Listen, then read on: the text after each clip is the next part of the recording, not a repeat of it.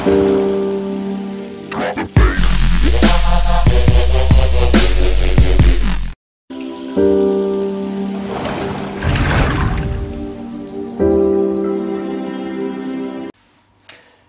arrive à tout le monde, lorsqu'on possède une PS3 FAT première génération, de se retrouver avec ce qu'on appelle un e-load. Alors qu'est-ce que l'e-load? C'est tout simplement un échauffement de la PlayStation 3, du microprocesseur, qui fait que la PlayStation se met en sécurité. Il se passe ceci. Vous appuyez sur la PlayStation et automatiquement, elle se met en sécurité. Aujourd'hui, nous allons voir comment réparer l'e-load d'une PlayStation avec quelques outils simples et en suivant un tutoriel très facile. Pour commencer à réparer notre PlayStation et la nettoyer par la même occasion, nous avons besoin de quelques outils indispensables. Donc, un jeu de tournevis multiforme, il nous faudra une bombe dépoussiérante. Je te cache la marque, c'est pas la peine de la montrer, sous pression, de la pâte thermique, donc Arctic Silver ou tout type de pâte thermique à base d'argent, puisqu'elles sont les meilleures conductrices, un tournevis de type Torx pour pouvoir démonter le dessus du capot de la PlayStation, et notre fameux sèche-cheveux qui nous permettra tout simplement de décoller l'étiquette si votre PlayStation est encore sous garantie. Vous êtes prêts? On y va. On coupe. Nous allons commencer tout simplement à chauffer la petite étiquette qui permet de conserver votre garantie par Sony. Donc 1 à 2 minutes. De façon à la décoller très facilement dès qu'elle sera à température.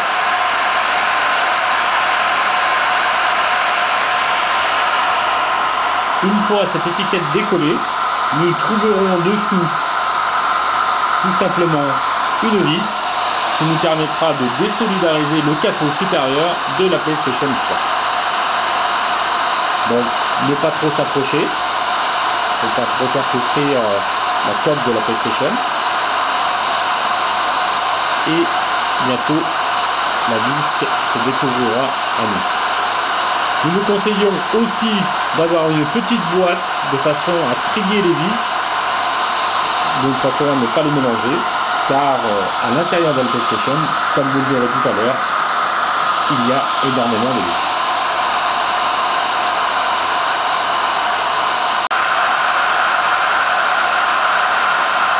Donc et voilà notre étiquette qui vient à s'enlever relativement facilement. Alors on la tire doucement de façon à ne pas l'arracher, ce qui permet tout simplement de conserver la garantie, de la recoller à la fin de l'opération. L'étiquette, vous la souhaitez sur le bord de la boîte et ça ira très bien. Je peux éteindre mon sèche-cheveux, je n'en ai plus besoin. Juste derrière l'étiquette, nous trouvons une petite gangue plastique qui vient protéger la vis Torx. Donc je vous conseille de prendre un petit tournevis plat de ce type et de le glisser tout simplement de façon à faire coulisser le caoutchouc. Il faut y aller vraiment progressivement en prenant le haut et le bas, ou sinon on a vite tendance à l'arracher. Et voici le caoutchouc que nous stockons dans la boîte. Si je relève la PlayStation, au fond, vous remarquerez que nous trouvons une vis de type Torx. Alors Torx, ce sont des vis de type étoile qui nécessitent bien évidemment d'avoir... Donc nous voilà avec le fabuleux tournevis Torx. La vis étant tout au fond, il faut bien aller la chercher ici et la dévisser complètement pour pouvoir la sortir. Donc je vous conseille sans aucun problème de bien positionner l'autre tournevis et d'avoir de bons outils de façon à la faire tourner.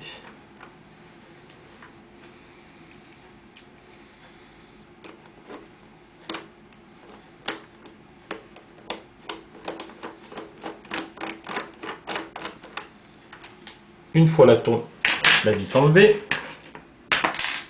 on peut très simplement, normalement, la faire tomber. Ce qui nous permet de faire glisser le capot supérieur et d'accéder à l'intérieur de la PlayStation d'ici peu. Bien stocker la vis Torx pour la remettre au retour. Et nous allons attaquer la suite, tout simplement, du démontage de la PlayStation 3. Donc, lorsque nous dévissons les vis du capot, du second capot de la PlayStation 3, nous allons retrouver des petites vis et des grandes vis. La petite vis se trouve ici, au centre, sur le devant de la PlayStation, à l'intérieur du trou correspondant. Je la mets bien de côté, dans la petite boîte. Nous allons retrouver sur pas mal d'endroits donc une moyenne vis qui se trouve à l'extrême gauche en bas de la PlayStation, directement. Nous avons une grande vis juste à côté, une autre grande vis sur le bas de la PlayStation,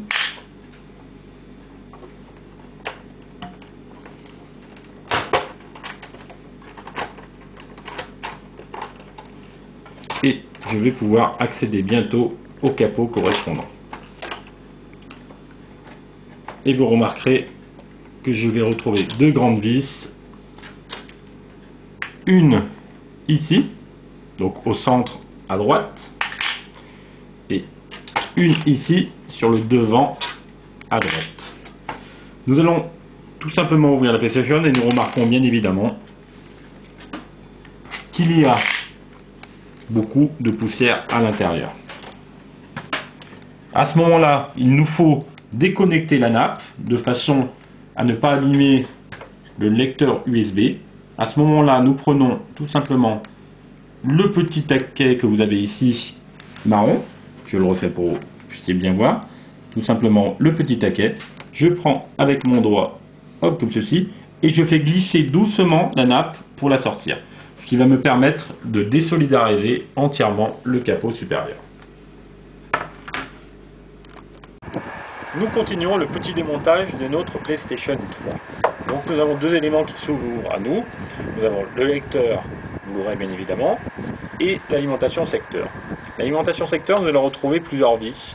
Donc une qui se trouve ici, ici, ici. Et sur l'arrière, une ici et une ici. Ces 5 vis sont à enlever impérativement pour pouvoir enlever l'alimentation électrique. Pensez bien à les mettre toujours dans une petite boîte en repérant le côté. Derrière, vous avez une tresse d'alimentation. On va appuyer tout simplement et tirer pour la désolidariser du lecteur. Alors, celle-ci est quand même relativement bien enfoncée. Apparemment, il me faudra un tournevis pour pouvoir l'enlever. C'est bon. Je soulève mon alimentation électrique directement, c'est ici, et vous remarquerez que j'ai deux petites choses qui restent accrochées. La première étant une nappe qui est ici, qu'il faut désolidariser. La deuxième étant un petit câble d'alimentation qui vient se positionner ici. On voit bien le câble qui file ici, sur lequel je vais venir dévisser cette partie pour pouvoir finir de déclipser mon alimentation.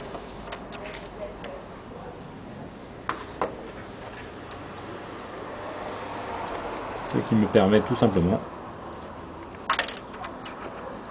d'enlever ceci sur le côté.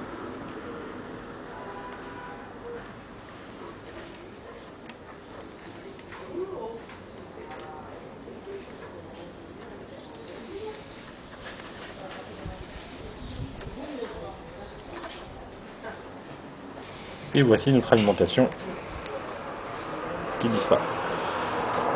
J'en profite pour la nettoyer.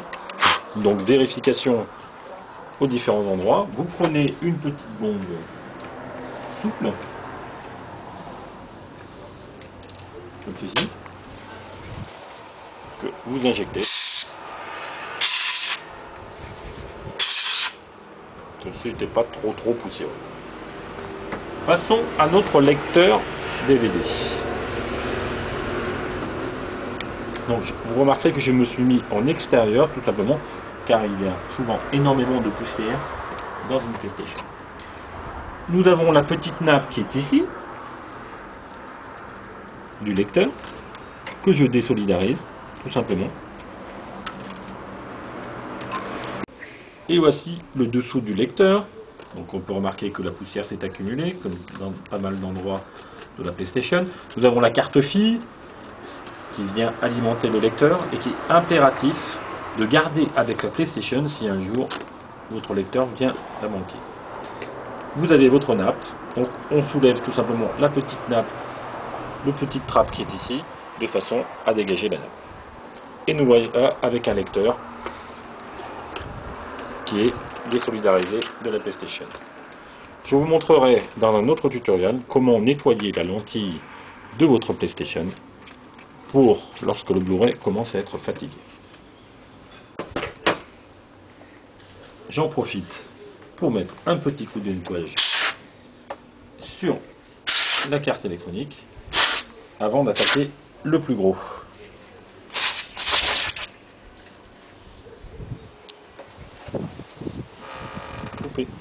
Nous arrivons donc sur la carte mère de la PS3. Donc nous avons enlevé l'alimentation secteur, nous avons enlevé le lecteur Blu-ray et nous allons retrouver nos fameuses flèches qu'on retrouvait déjà au premier temps qui vous permettent de savoir à quel endroit il faut dévisser. Donc nous allons dévisser chaque vis correspondante de façon à accéder à l'autre côté de la carte mère où nous retrouvons le processeur. Donc vous remarquerez qu'il y a des vis tout autour, un peu régulièrement. Nous avons aussi la vis qui correspond à la masse de l'alimentation, à dévisser impérativement, même si vous n'avez pas de petite flèche à côté, pour pouvoir avoir plus de mobilité.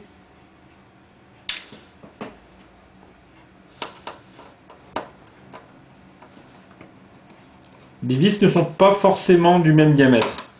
Donc je vous conseille de vous munir d'un tournevis cruciforme qui puisse accepter tous les formats. Donc il m'en reste une ici, sur le côté.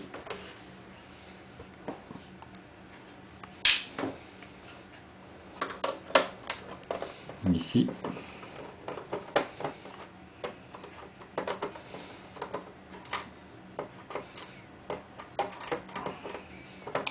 Un peu de mal à sortir. Et celle-ci qui est là, le modèle boîte. Puis-je désolidariser? Non. Vous remarquerez que malgré que j'ai enlevé ceci, je ne peux toujours pas désolidariser mon système de carte mère. Et je vous dis à bientôt pour un prochain événement.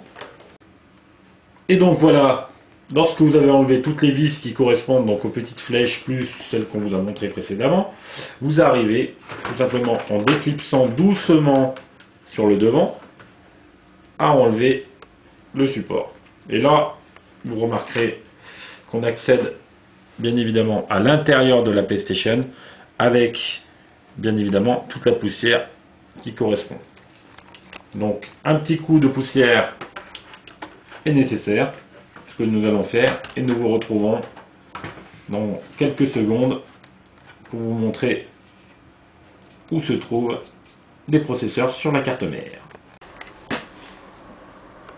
Lorsque nous avons enlevé donc notre ventilateur sur la partie supérieure, avec les 3 vis qui le tenaient toujours au même endroit, et que nous avons retourné la carte mère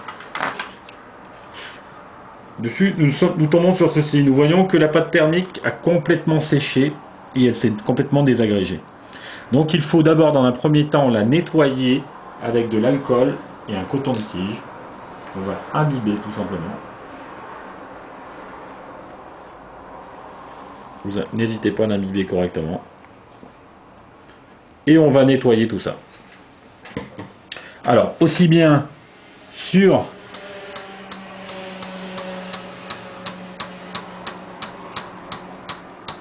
le ventilateur,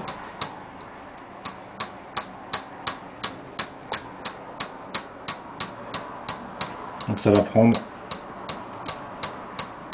quelques bonnes minutes. Vous remarquerez que la pâte thermique est venue se coller tout autour sur les bords du ventilateur.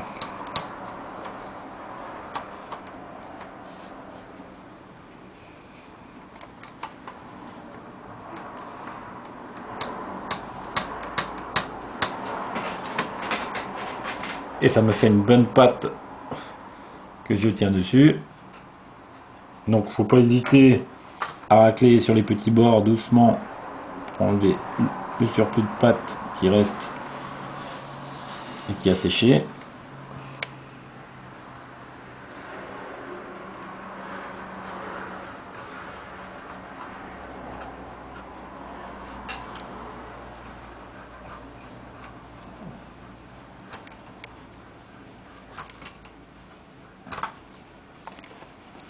Voilà, nous faisons ça sur le ventilateur et sur les processeurs. Et dans 5 minutes, nous vous retrouverons pour vous montrer comment on applique la pâte thermique neuve sur ces différents éléments. Donc lorsque vous avez bien nettoyé vos 2 processeurs par le biais de coton de tige avec d'alcool pour enlever les résidus de pâte thermique, vous tombez avec un processeur tout propre, tout net. Vous vous munissez de votre pâte thermique nouvelle génération, donc comme je vous disais Arctic Silver ou pâte Silver qui est la meilleure conductivité. Vous en mettez une application au centre comme ceci et tout simplement vous allez prendre le petit grattoir, donc souvent livré avec la pâte thermique, que vous allez appliquer tout le long du processeur. Vous voyez, comme ceci. De façon à bien... Ce n'est pas la peine d'en mettre trop, si vous voulez. Le tout, c'est que le processeur soit couvert de la pâte thermique de façon homogène. Vous prenez bien le temps de faire ceci.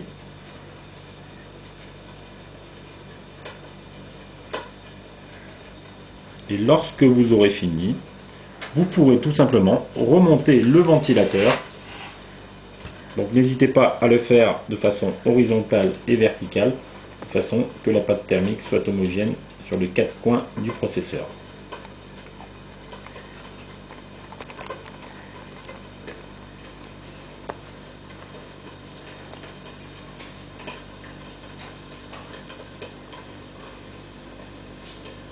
En appliquant, il n'est pas nécessaire d'appliquer de la pâte thermique sur les pales du ventilateur, puisque lorsque vous allez repositionner votre ventilateur, tout simplement, la pâte thermique que vous avez déposée sur les processeurs viendra se mettre sur les ventilateurs.